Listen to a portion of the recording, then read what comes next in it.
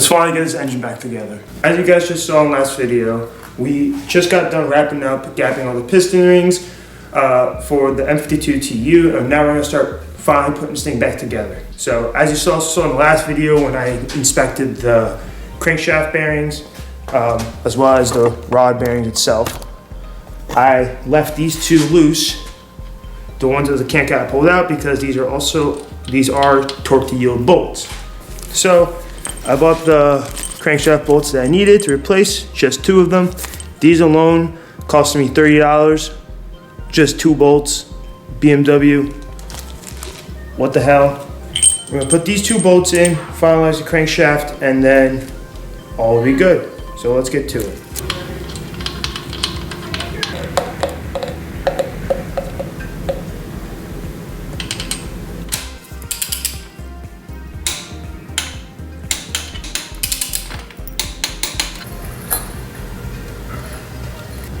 $60, $70, and it spins freely.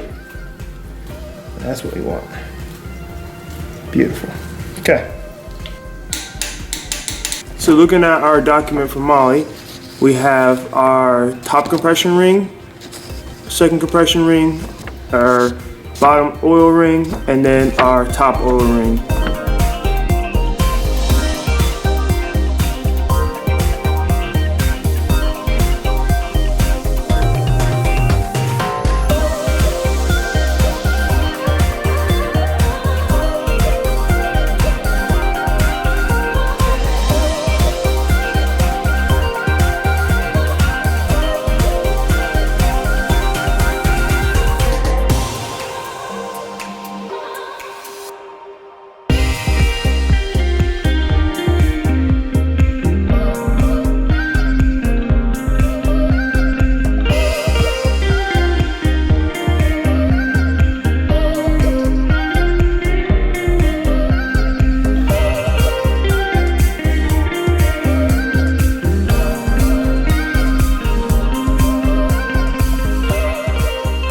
Alright, so now we're going to start putting the cylinders in, or the pistons in. So I have the cylinders, I have cylinder 1 and 6. It's called, I guess it's called bottom end center, bottom dead center, I don't know. But, so basically the crankshaft is at its lowest point for cylinders 1 and 6, so that way I have full clearance to get the piston in there. I put all the bearings in. Obviously there's no lube, assembly lube on them yet because I haven't gotten there yet, but it's going to be, I have the bearings in there already in the rod.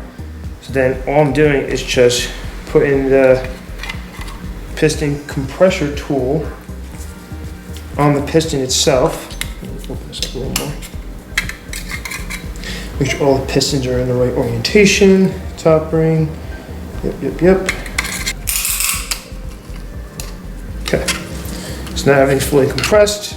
Make sure our direction's right to go back in. Be careful not to whack the rod on the side of the cylinder. We don't want that. Oh, before I do that, something I didn't do. Put a little oil up on the cylinder walls to where it's sitting flat. The skirt's sitting flat. This isn't straight. Show it with the thumb. Just like that. Pistons in. And just push. So what I'm doing is taking my assembly lube. I'm just gonna put it on there, as well as on here. Up from underneath, like that.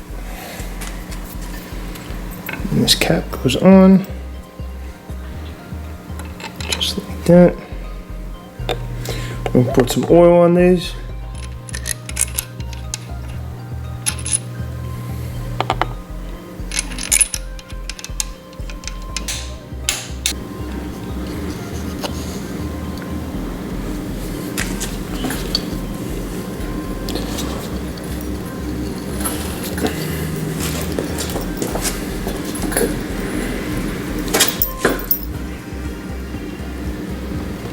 cylinder 6 is done. I'm gonna do that for the rest of the cylinders. Same process.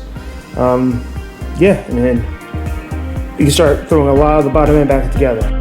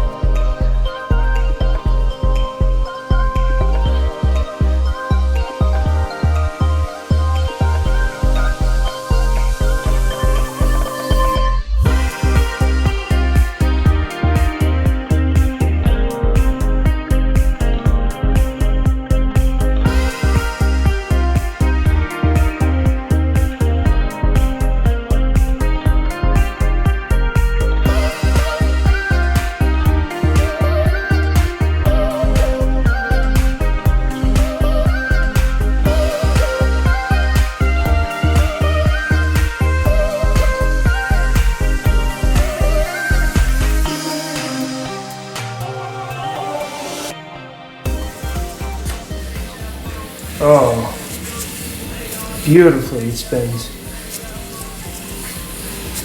So, since the pistons are finally in the block itself, we could finally start putting back together the bottom end. Just for right now, we're basically going to put in the rear main seal back in. We're going to do the windage tray, the oil pump, but not the upgraded gear in just yet. Simply because I want to get I ordered new chains for the oil pump and then I ordered new timing chains, and they haven't came in yet. So unfortunately, we can't really seal up the bottom end just yet, but we can get started, and I can make more room on my bench. So first things first, we're gonna start with is the rear main seal. Okay, so with the rear main, we're gonna do something a little bit sketchy. So I took off one just to test it out. Oh. This one's pulled up a little bit. So I took off one arm on the engine stand to test it out. So this swings out of the way, which will give me room to put the rear main back on with the engine still on the block. However, it creates a sketchy situation because that means there's only gonna be 2 points holding on the engine, but I have a solution. My plan of attack is to just put a zip tie through here.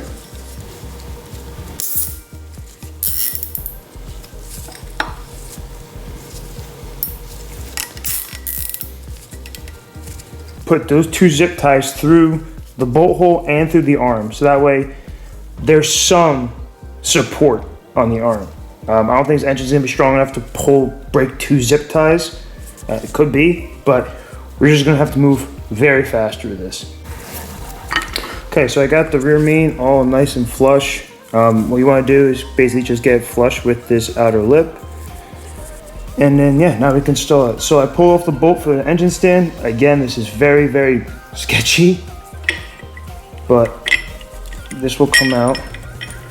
And then henceforth, give me my clearance I need to get this down there. Almost forgot.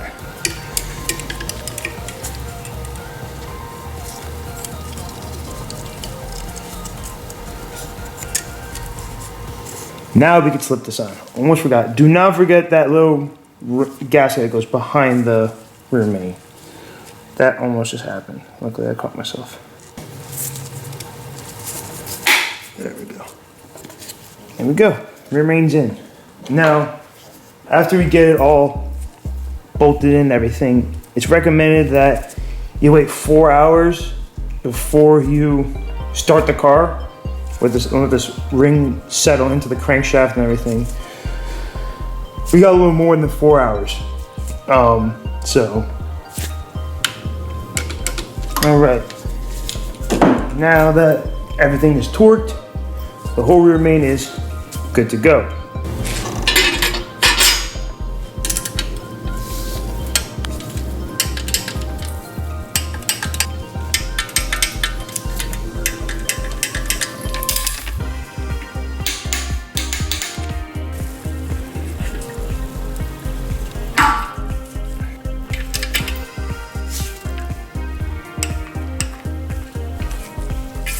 There you go. Pickup tube installed. So we have finally started putting this thing back together. We got the oil pump in, winch tray, pistons, new bearings, everything's in it. The rear main, but what's stopping us now is the fact that I need to get new chains. I want to get a new oil pump chain, and I can't put the oil pump chain on. I can't put the gear on for our upgraded oil pump because of the fact that you got to put them on simultaneously or at the same time. So I need to wait for that chain to come in. But it's not gonna come in for a few days with the power of editing. So we finally got the chains in. Here's the oil pump chain, here's the timing chain. Pretty much just picked up a whole timing chain kit for this, but mainly right now we're gonna work on the oil pump chain. Finally start closing up this engine.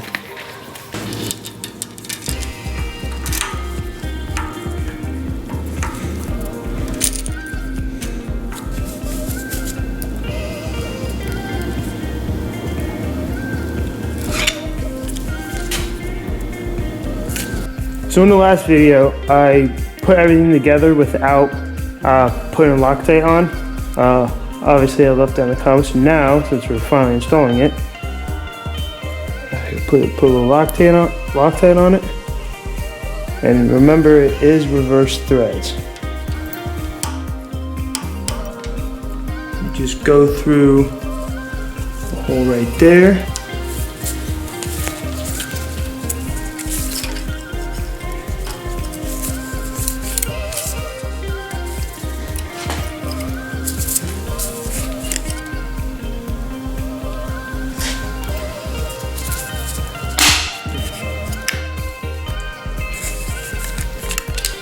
that.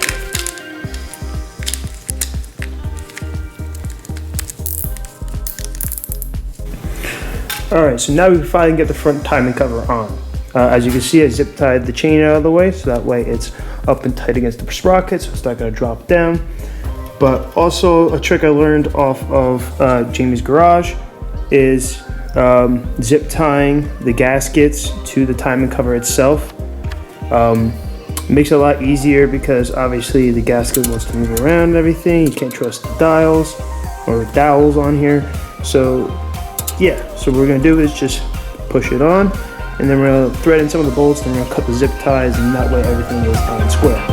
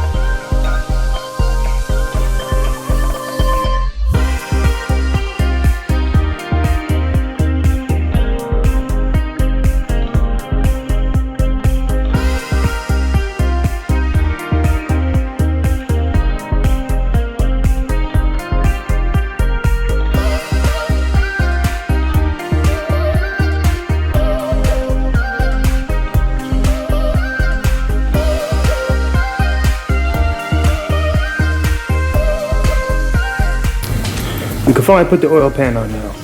So wherever the seams meet, with this, for example, this is the front timing cover, when it meets the block itself, we need to put a bead of RTV on this ridge. That's what we need to do in order to give it an adequate seal. That goes same thing with the rear main, and pretty much 4 corners of the engine need this. So all you gotta do is just a little bit of some oil resistant RTV, and you put a bead. Just like that.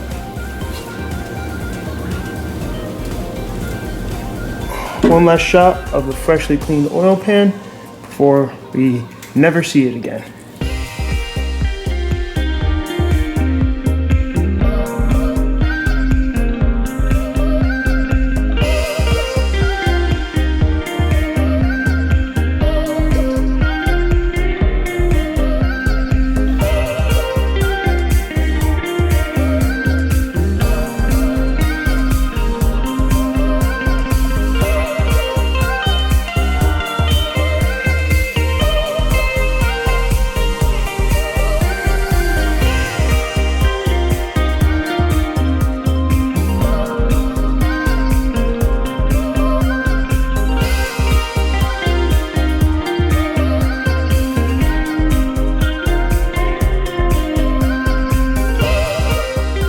Gaskets in place, everything is going great. Let's finally flip it over.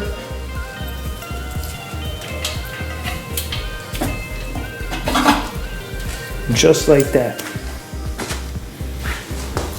The bottom end is officially back together. Now I know I still gotta put the oil tree on and the water pump and everything like that, all that fun jazz. But if I could do a little bit before and after, of what the front engine looked like compared to now. So here's the before. And now after. I think I cleaned this engine up pretty well. So yeah, I mean, obviously there's still a little bit of grease and everything everywhere, but I am very proud of myself to say that I rebuilt the bottom end in my BMW all by myself. No experience. So if I could do it, you can do it. But that's gonna wrap up today's video, you guys. Thank you guys for watching. Hope you guys learned something along the way. And yeah, so next steps is just to get the head finished up. But yeah, thank you guys for watching. Hope you liked it. Hope you learned something. As always, do more, learn more. I'll see you guys in the next one. Peace.